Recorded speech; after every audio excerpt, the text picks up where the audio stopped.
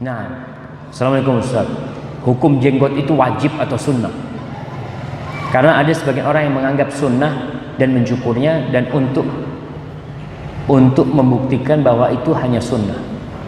Subhanallah jemaah. Kalau kita bicara jenggot, Nabi kita berjenggot. Lalu kenapa antum nggak berjenggot? Kira-kira kalau antum ketemu sama Nabi alaihissalatu wassalam, Nabi nyuruh dan beliau berjenggot. Abu Bakar berjenggot, Omar berjenggot. Ustaz, mereka kan orang Arab. Subhanallah. Sebagian orang Arab itu nggak keluar jenggot. Sahabat Nabi itu ada yang tidak keluar jenggotnya, ada. Makanya Nabi alaihissalatu wassalam dalam sabdanya itu mengatakan a'ful liha, biarkan jenggot, bukan tumbuhkan jenggot. Kalau perintahnya tumbuhkan jenggot, ya kasihan yang nggak tumbuh jenggotnya. Akhirnya harus pakai firdaus, pakai apa? Pakai minyak samin, pakai apa ini itu. Enggak, jadi perintahnya Nabi alaihissalam bukan suruh tumbuhkan jenggot. Karena yang menumbuhkan jenggot itu adalah Allah Jalla Jalla. Maka yang diperintahkan adalah membiarkan jenggot.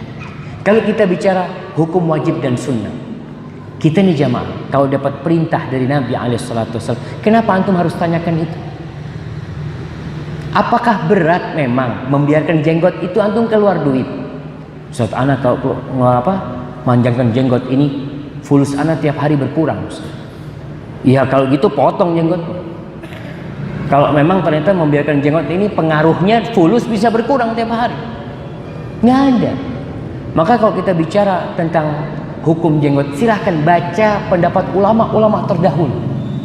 Kalau kita baca ulama-ulama sekarang ini macam-macam pendapat, tapi kita tahu masalah jenggot ini sudah dibahas oleh Imam Syafi'i, di masa Imam Malik, di masa Imam Abu Hanifah. Gimana sih mereka?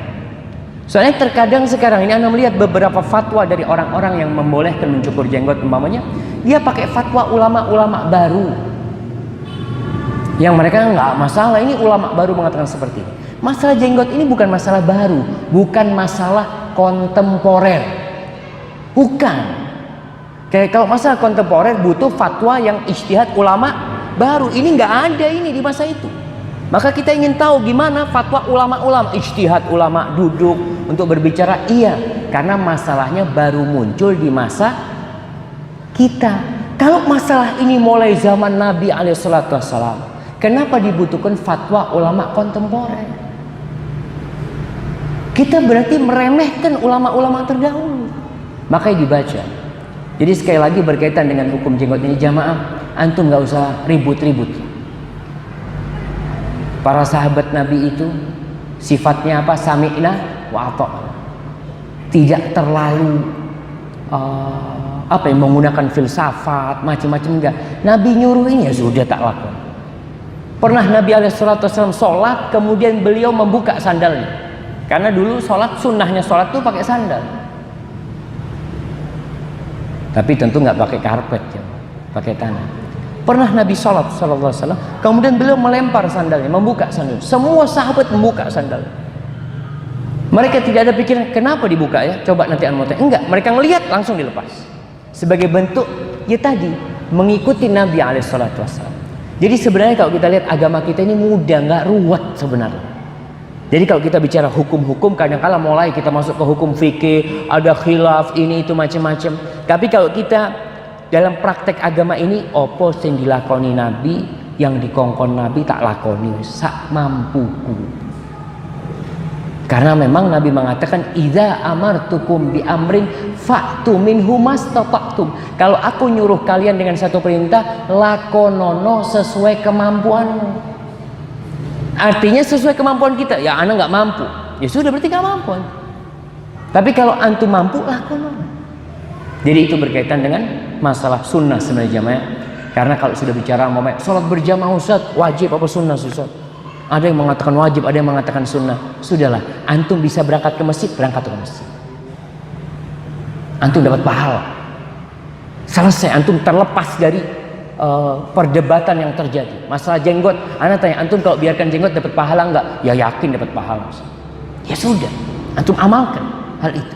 Kenapa harus ditinggalkan? Sebagian mengatakan enggak, anak mencukur supaya orang tahu sunnah. Apakah Nabi alaihissalatu wassalam mencukurnya? untuk memberitahu kepada para sahabatnya, ini nggak wajib nih, anak punya anak cukur. Wallahi ini termasuk pemikiran yang nyeleneh jamaah. Nyeleneh banget. Memang ada amalan-amalan yang Nabi SAW meninggalkannya karena takut diwajibkan. Nabi meninggalkan. Seperti sholat tarawih. Nabi itu meninggalkan sholat tarawih berjamaah karena takut diwajibkan. Beliau sebagai peletak syariat, tapi kita bukan peletak syariat jamaah. Maka untuk perkara-perkara seperti itu, lihat kita lebih baik ya fikihnya itu fikih perintah lah.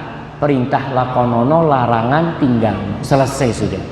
Jadi kita tidak berdebat panjang, ribut, akhirnya saling menyalahkan, enggak. Hadza wallahu a'lam bissawab. Subhanakallahumma wa bihamdika asyhadu an la ilaha illa anta astaghfiruka wa atubu ilaik. Assalamualaikum warahmatullahi wabarakatuh.